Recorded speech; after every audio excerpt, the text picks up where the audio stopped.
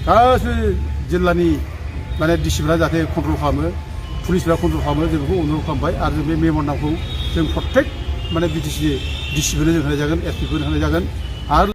बड'लेण्ड जनजाति सुरक्षा मन्चनि आफादगिरि मानगोनां दावराव देख्रेब सारा दिनैहाय आथिखालाव सोलिबाय थानाय फुजा मेला फेस्टिभेल पिकनिक स्पटफोराव अपेनलि जौ जुवा सेरेब फाननायखौ नोजोर होनानै बन्द खालामनांगौनि दाबिजों लोगोसे क'क्राझार जिल्ला खुंथायनो मेम'रेन्डाम गथायनायखौ नुनो मोनदों।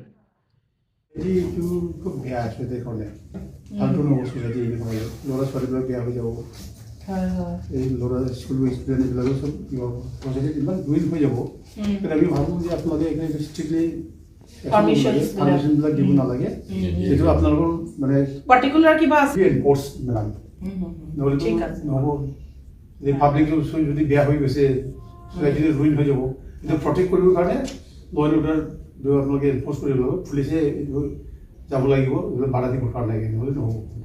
ঠাই ঠাই ইমান অৰ্গানাইজ ৱে হৈ আছে কিন্তু ভাল নহয় ভাল ভাল চিম্পল নহয় আগত বড়ো মানুহবিলাকে ভাল মানে কর্ম কিবা আসলে আগত কর্ম কৰি খাইছে গেমলিং কৰি মানে ওয়ার্ক কালচার আসলে এটা ওয়ার্ক কালচার নাই এটা ইজি আর্নিং মানে ফুৰি থাকে এতিয়া ইজিসি মানে স্কিমৰ কাৰণে দৌৰি থাকে ইজি আর্নিং প্ৰচেছত এটা আমাৰ কালচার নহয় যাতে নহয় অবশ্য মানে ওয়াখালিৰ পৰা নতুন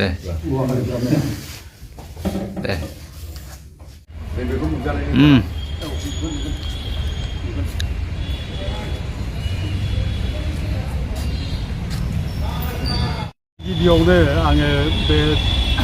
2025 मायथाइ जोबनाय सानाव आं गासिबो रायजो राजाफोरनो जोंनि बड'लेण्ड जनजाति सुरक्षा मन्थ्रि जानानै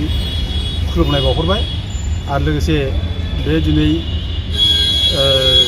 2025 साना जे दिनै जोबबाय बिदाय जाबाय बे बिदायजों लोगोसे जोंनि जेसेबां गाज्रि खर्मफोर दं गाज्रि साननाय हनाय गाज्रि भुल बुजाजि गावजों गाव थानाय बेफोरनिफ्राय जोबस्रांलाङो आं बेखौ उइस खालामबाय इसोरनो आर'ज गाबबाय आरो लोगोसे जोंनाव जाहाथे माने गोदान गोहो बोनो गोदान साननाय हनाय मोजां सिन्था खालामनो हानाय अनलायनाय आरो जौगालु खामानि मावनो हानायनि स्पिरिट गोहो बोलो जों जाहाथे गालाङो आं बेखौनो इसोरनो आर'ज गाबबाय आरो लोगोसे गाबोननिफ्राय जायनाखि गोदान बोसोर जागोन 2026नि बे 2026नि गोदान बोसोराव जाहाथे बयबो बर' फिसानोनो बयनोबो गोहो हरो जाहाथे गोथार आखु गोथार गोसो मोजां खामानि मावनानै सक्ति जाहाथे बयजोंबो अनलायनाय बयजोंबो मोजां मोनलायनाय बेबायदि जाहाथे गोहो बोलो जाहाथे हरो गोदान बोसोरा लाबोयो आं बेखौनो खावलायबाय इसोरनो होनाय जाबाय गासै जिल्लानि माने डिसिफ्रा जाहाथे कन्ट्रल खालामो पुलिसफ्रा कन्ट्रल खालामो जों बेखौ अनुर'ध खालामबाय आरो जों बे मेम'रेन्डामखौ जों प्रत्येक माने बिटिसिनि डिसिफोरनो जों होनाय जागोन एसपिफोरनो होनाय जागोन आरो लोगोसे जों खावलायनो लुबैदों दा दिनै जायनाखि बिटिसि खुंगिरि बिथांमोनहाबो जाहाथे माने नोजोर होयो जाहाथे बेखौ बन्द खालामनायाव जाहाथे बिथांमोनहाबो जिल्ला खुंगिरिखौ बुंनो हायो दा बे ल' एन्ड अर्डारा बिटिसिनि आखायाव गैयाब्लाबो डिसिनि आखायाव दंब्लाबो खिन्थु बेफोरनो जोंखौ माने माबा खालामो समाजाव गुलाय गुजाय खालामो